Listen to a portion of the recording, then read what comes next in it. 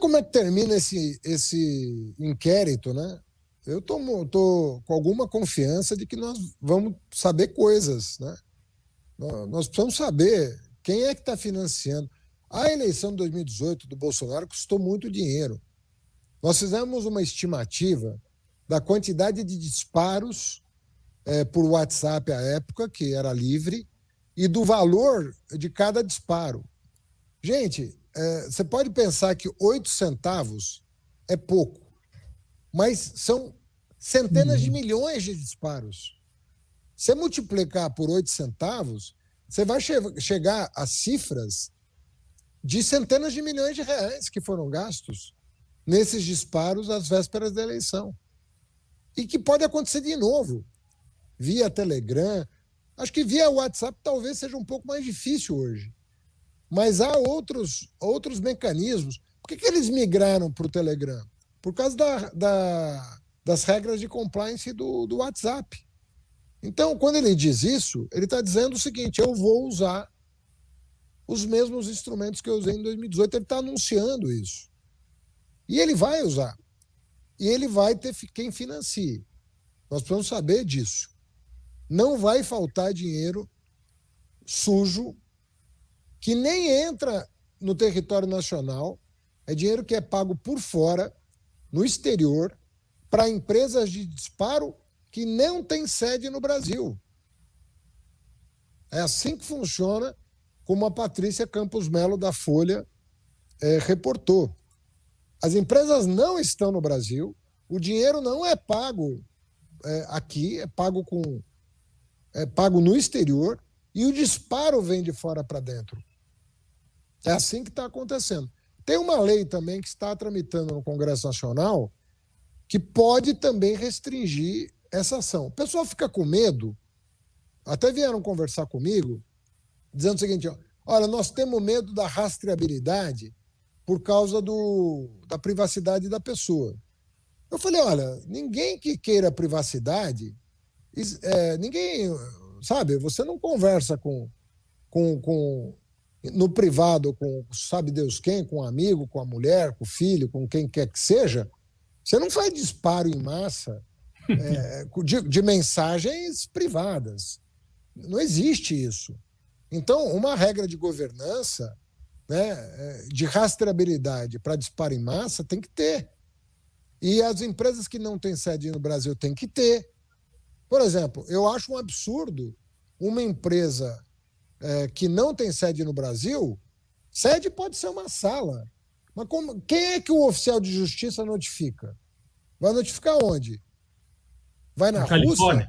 Na Rússia, na Califórnia, na China? Onde é que nós vamos notificar uma pessoa que está aprontando por rede social? Então, quem atua no Brasil tem que ter sede no Brasil, nem que seja uma sala para receber uma notificação, um oficial de justiça, alguma coisa assim. E uma sentença judicial, uma liminar, coisas desse tipo. Porque entre isso e colocar em risco a democracia, desculpa, mas sabe, tem um valor maior que a democracia do país. Então eu acho que vai dar trabalho, mas que é um assunto que tem que ser enfrentado. É a mesma coisa do inquérito do Supremo Tribunal Federal, que todo mundo fala, não tem base legal o inquérito do Supremo Tribunal Federal. Tem sim, a autodefesa de um poder tem toda a base legal. Um poder que pode convocar as Forças Armadas, pode tudo, quando a democracia está em risco. Nós estamos falando de um poder que pode, pela Constituição, convocar as Forças Armadas. Esse poder, se estiver sendo constrangido e ameaçado, ele tem todo o direito de se defender, a autodefesa. A gente tem que compreender o seguinte, isso sempre existiu no Brasil. Existe fascismo no Brasil desde o descobrimento, sabe? Nós fazemos parte dessa história. A escravidão, o genocídio indígena, a violência contra a mulher. O que você imaginar, nós somos campeões mundiais de violência. Violência no trânsito, morte por arma de fogo, morte por arma branca. Coloque na mesa uma atrocidade e nós somos líderes nessas atrocidades. O problema é que você tem filtros numa democracia que, de certa maneira, inibem uma figura como Bolsonaro de chegar não a um assento na Câmara dos Deputados, mas ao cargo de primeiro mandatário do país.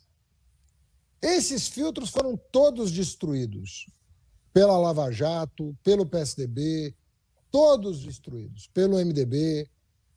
Quando você tem uma democracia sem filtros e uma crise medonha, política, moral, econômica, você, nesses episódios, como aconteceu em vários países, você pode escolher uma figura como Bolsonaro para presidir a República.